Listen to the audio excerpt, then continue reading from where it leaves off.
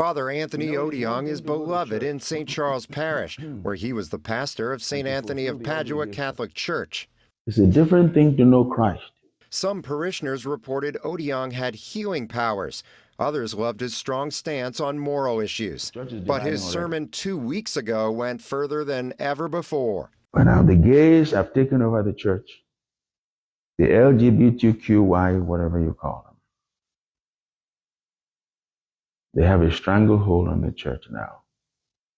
We're going to begin to bless all kinds of monkeys and animals and chimpanzees. His sermon blasted the Vatican's recent synod, where bishops discussed potential larger roles for women and greater acceptance of LGBTQ Catholics. Now everybody must be in the Spirit, not the Holy Spirit. The Spirit we're talking about is the LGBT spirit. But the Archdiocese says that only sped up their plans to get rid of Odiong. The local church says in a statement, Odiong gave that sermon after Archbishop Gregory Amond had already asked Odiong's supervising bishop in Nigeria to call him back home to Africa. The church says it already had, quote, concerns about Father Anthony's ministry. The Archdiocese said it reported allegations involving Odiong to law enforcement.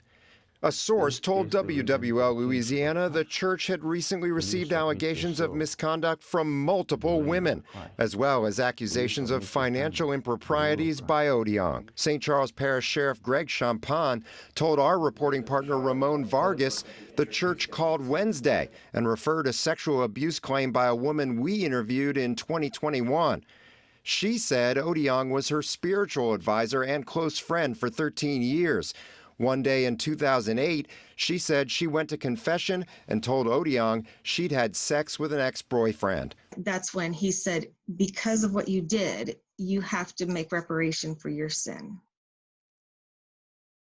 And so he lifted his vestments and he was already he already had his pants undone and he, And he forced you to? Yeah, that was the first time. So he forced me to do oral sex because I had to undo what I had done, is what he said.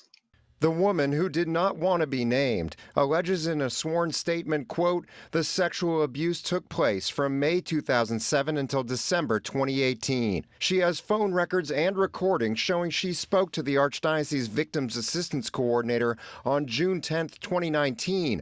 Less than 2 hours later, she got an email from Odiong saying he'd been informed of her complaint. These phone records show she got a call the next day from Archbishop Gregory Amond's cell phone and spoke for 11 minutes. She also has messages from police showing she made complaints in 2019 in St. Charles Parish and in Allegheny County, Pennsylvania. That your investigation was handed over to the Allegheny County detectives. By the third phone call, he's like, this is just consensual, you're two adults. Through his attorney, Odiong denied ever having any sex with the woman. David Hammer, WWL, Louisiana.